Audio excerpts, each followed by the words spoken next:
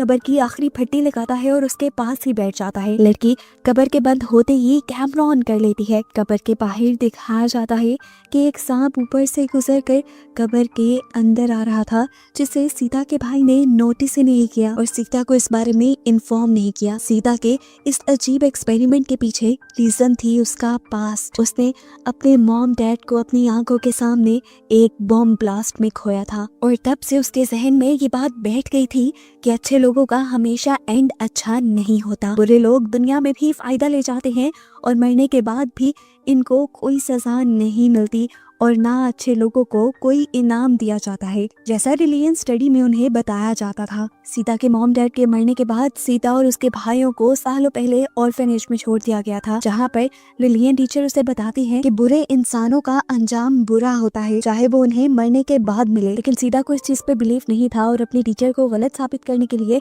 वो अपने भाई को लिए एक सरुंग में चली गई। इस सरुंग में सीता से पहले कोई नहीं गया था क्योंकि माना जाता था ये सरुंग भूतिया है और इसके अंदर जाते ही लोग गायब हो जाते हैं। अंदर वो अपने भाई आदिल के साथ गई थी और ज्यादा अंदर जाने पर उनको अंधेरे के अलावा कुछ नहीं मिलता और कुछ ज्यादा अजीब ये होता है कि और अंदर जाने पर आदिल और सीता एक दूसरे को देख पाना तो दूर, अब एक दूसरे की आवाज भी नहीं सुन पा रहे थे। सीता अपने भाई के लिए परेशान होकर आगे बढ़ती है तो उसे इसी टनल में एक बच्चा दिखाई देता है जो बहुत ज्यादा डरा हुआ था, सहमा हुआ था। ये असल में कोई बच्चा नहीं बल्कि उसकी सोल थी और जब उसने अपना नाम अजीब से अंदाज में सीता को बताया तो सीता डर गई। बच्चे ने अपना नाम इस्माइल बताया था, थोड़े भयानक अंदाज में, इसीलिए सीता डर कर टनल से बाहर आ गई, जहाँ आकर उसने देखा कि गांव वालों के साथ आदिल उसका इंतजार कर रहा था। इन लोगों को दोबारा ऑर्फनेज छोड़ दिया जाता है, जहां आने के बावजूद भी सीता के दिमाग में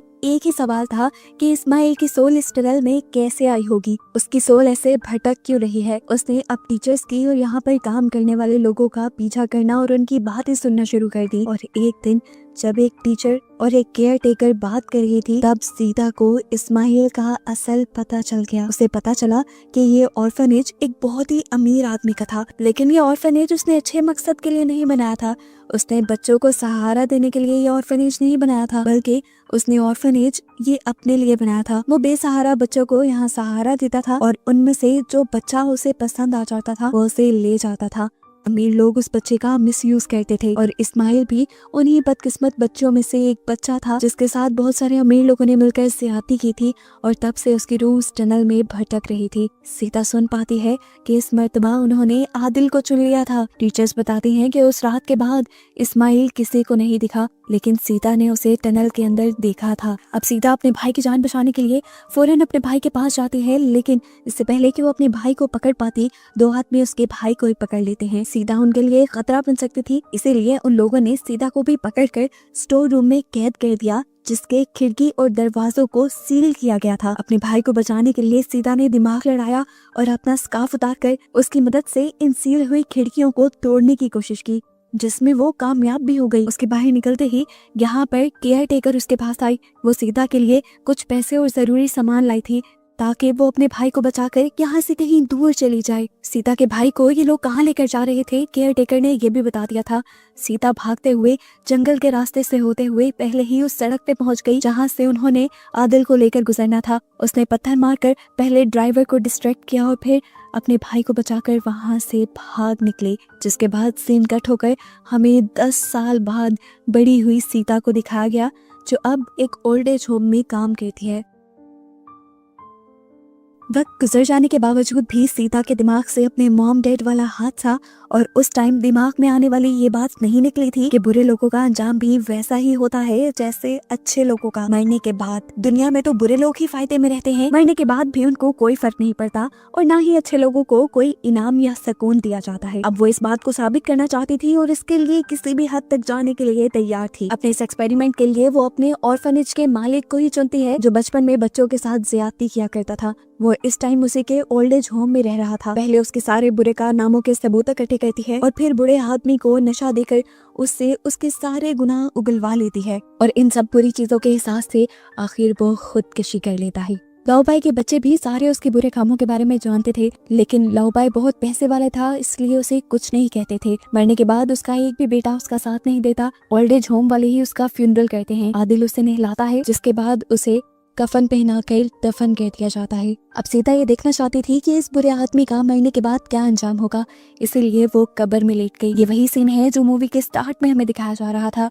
सीता ने कब्र में लेटने के बाद अपना मोबाइल ऑन कर दिया, जबकि आदिल ने आखिरी फट्टी लगाते हुए उसे कहा कि अगर कोई भी मसला हो तो तुम मुझे आवाज दे देना, और खुद करीब ही बैठ गया। कब्र के पास अब सांप आने लगा, जिसे आदिल ने कुछ देर बाद नोटिस कर लिया, इसलिए उसने फौरन सीता को कब्र से बाहर निकाल लिया। जितनी देर सीता कब्र में रही उतनी देर तक वहाँ पे कुछ एबनॉर्मल नहीं हुआ, यानी जो उसकी सोच थी वो सच साबित हो गई। मरने के बाद बुरे लोगों को कोई सजा नहीं दी जाती। यही बात वो एक मॉर्निंग शो में बताने के लिए चली जाती है, और वहाँ पर वो अपनी रिकॉर्डिंग भी लेकर जाती है। लेकिन जैसे ही रिकॉर्डिंग प्ले की जाती है तो वहाँ पर कुछ भी नहीं था। पता चला कि आदिल ने सब कुछ डिलीट कर दिया था, और ऐसे सीता की बातों पर किसी ने एतबार नहीं किया।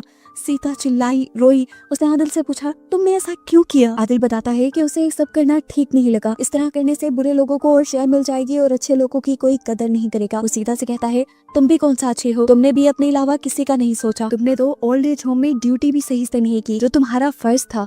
सीधा आदिल की बातों से दिल हार बैठती है और घर जाकर अपनी मॉम डैड की पिक्चर लेकर खूब रो देती है। रोते हुए उसे ऐसा फील हुआ जैसे उसे लाओबाई ने आवाज दी है। आवाज का पीछा करते हुए वो एक कमरे में गई, लेकिन यहाँ कोई नहीं था। लाओबाई तो मर चुका था। वो जब इस कमरे का दरवाजा बंद करने लगी तो उसे दोबारा लाओबाई की ही आवाज सुनाई थी। इस मर्तबा आवाज सुनकर जैसे ही वो पीछे मुड़ी तो वहाँ एक शैडो था। पास जाकर देखा तो ये एक ओल्ड लेडी थी जो इस ओल्ड एज होम में ही रहती थी। वो रो रही थी और उसने सीता को बताया कि उसका हस्बैंड उसे धोखा दे रहे हैं, जो उसके साथ यहीं पर रहते थे। उनके बताने पर सीता उनके साथ गई तो देखा एक नर्स के साथ उनके हस्बैंड टाइम स्पेंड कर रहे थे, कि देखकर वो खूब चिल्लाने लगी। यहाँ तक कि सारे ओल्ड एज होम वाले यहाँ पर इकट्ठे हो गए। वो औरत इस उम्र में ये सदमा बर्दाश्त नहीं कर पा रही थी। वो इस आदमी को मारना चाहती थी, लेकिन सीता ने उसे रोक दिया और यहाँ से ले गई। रात में जब ये बूढ़ी औरत लॉन्ड्री करने लगती है तो गलती से उसकी रिंग लॉन्ड्री मशीन में रह जाती है, जिसे वो निकालने के लिए जब अंदर गई तो गलती से उसी से बटन दब गया मशीन का, और वो लॉन्ड्री में घूम घूम कर मर गई। जैसे ही सबने उसका शोर सुना तो आकर उसे बाहर निकाला, लेकिन तब तक देर हो चुकी थी। अपनी बीवी के मरने से उस आदमी को बहुत ज्यादा सदमा हुआ, क्योंकि अभी तो उसने अपनी वाइफ से माफी भी नहीं मांगी थी। इसी सदमे में वो रो रो कर पागल हो रहा था। सीता अब इस बूढ़े आदमी के लिए कुछ करना चाहती थी। आदिल की बातें उसके दिल पे लगी हुई थी, इसीलिए वो अपनी ही ओल्ड एज होम में रहने वाली एक शेमन के पास गई और उसने पूछा क्या वो आंटी की सोल को बुलाने के लिए कुछ कर सकती हैं। शेमन मान गई और यहाँ पर कुछ बुजुर्गों को लेकर एक गोल टेबल पे बैठ गई, जहाँ पर उन्होंने कुछ कैंडल्स भी जलाई थी। उनके पास एक बंदा कम था। उन्होंने सीता को यहाँ बैठने को कहा, लेकिन सीता को डर लग रहा था। लेकिन सीता के बगैर उनका रिचुअल पूरा भी ना होता। मजबूरन सीता को बैठना पड़ा। शेमन के रिचुअल करने से वो सोल शेमन के अंदर आ गई। शेमन अब उस आंटी की ये आवाज में बोलने लगी जो मरी थी। उसकी आवाज सुनते ही हस्बैंड उससे माफी मांगने की कोशिश करता है, लेकिन वो औरत कहती है मैं तुम्हें ऐसे माफ नहीं करूंगी जब तक तुम उस औरत को ना मार दो जिसके साथ मिलकर तुमने मुझे धोखा दिया। ये सुनते ही सीता को कुछ गलत लगा।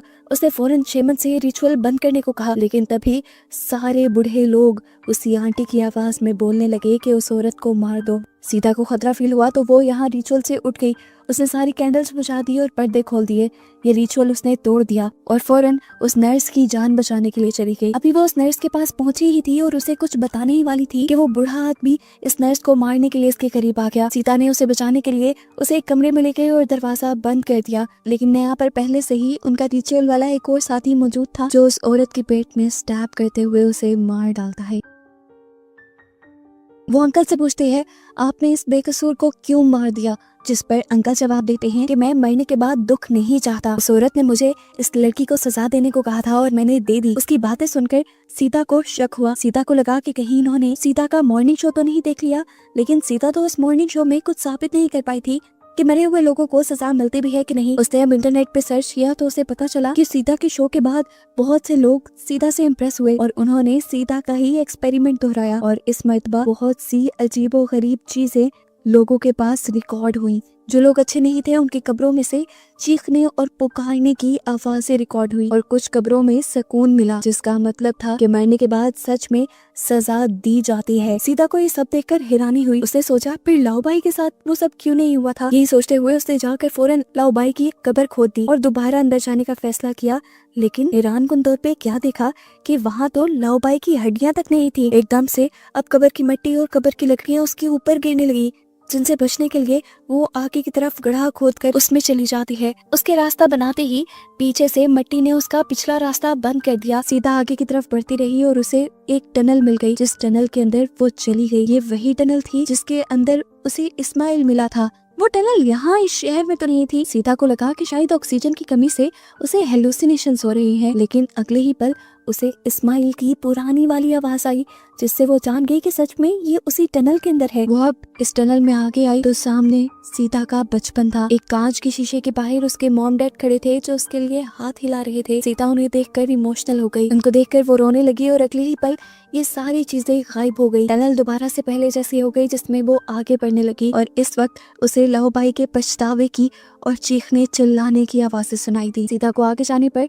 अपने ऑर्फेनेज वाले बचपन के साथी भी मिले, जिनके आगे इस्माइल खड़ा था। सीता को लगा कि शायद ये सब उसका वहम है। उसे याद आया कि भूत होते तो हैं, लेकिन जब तक उन पे बिलीव ना करो तब तक वो नजर नहीं आते। वो आंखें बंद करके अपना माइंड बनाती है कि उसे यहाँ कुछ नहीं नजर आ रहा, और जब वो आंखें खोलती है तो दोबारा उसके सामने ऑर्फेनेज के बच्चे ही थे। अब इस्माइल उसके सामने आया और उसे डांटने लगा। वो बोला, उस दिन तुम मुझे छोड़ के क्यों चली गई थी? क्या तुम्हें समझ नहीं आई थी उस दिन कि मैं डरा हुआ हूँ? मेरे पीछे कोई आ रहा था। उसकी बात सुनकर सीता परेशान हो गई और तभी उसे ऊपर से किसी की आने की आवाज आई। ये किसी मॉन्स्टर की आवाज थी। इसे देखकर इस्माइल ने सीता से कहा, बस अब नहीं डरता मैं, और तुम भी ना इससे डरना। इससे बचने के लिए तुम सामने सुरंग में छलांग लगा दो मेरे साथ। सुरंग बहुत गहरी थी, अंदर कुछ नजर भी नहीं आ रहा था। मॉन्स्टर भी तेजी से उनकी तरफ बढ़ रहा था, इसलिए सीता ने इस्माइल के साथ उस सुरंग में छलांग लगा दी और अचानक उसे जब होश आया तो हमने उसे लाओबाई के साथ लेटा हुआ पाया। सीता ने मुड़कर देखा तो लाओबाई उसके पास लेटा हुआ था। उसने जो कुछ देखा था उसे वो एक डरावना ख्वाब लग रहा था। उसने चीख कर आदिल को बुलाया, लेकिन बाहर अब कोई नहीं था। उसकी मदद को कोई भी नहीं आया। अब एक सांप कब्र के अंदर आ गया और सीता के ऊपर चढ़ गया। उसने सीता को काटा और फिर वो लाओबाई के मुंह के अंदर चला गया। इस सांप के अंदर जाते ही लाओबाई उठ के बैठ गया। किसी ने एक हथौड़े से लाओबाई का सर फाड़ दिया। खून के छींटे सीता के मुंह पे आके गिरे और वो पूरी तरह डर गई। लेकिन ये तो अभी शुरुआत थी। लाओबाई का सर दोबारा ठीक किया गया और उसे दोबारा उसी तरीके से टॉर्चर किया गया। उसकी जुबान की जगह बहुत सारे सांप निकल आए थे तो उसकी पूरी बॉडी पे रेंगने लगे थे। इसके बाद अब कोई अजीब सी चीज यहाँ पर आ गई लाओबाई को नुकसान पहुँचाने के लिए। सीता डर गई। शुक्र था कि ठीक उसी वक्त पर ऊपर से आदिल ने एक कब्र खोद दी और उसे बाहर निकाल दिया। सीता बहुत ज्यादा डरी हुई थी। जो कुछ उसने देख लिया था उससे वो जान गई थी कि बुरे लोगों को आखिर में सजा जरूर मिलती है। और बस यही दिखाते हुए ये कहानी यहाँ खत्म हो जाती है।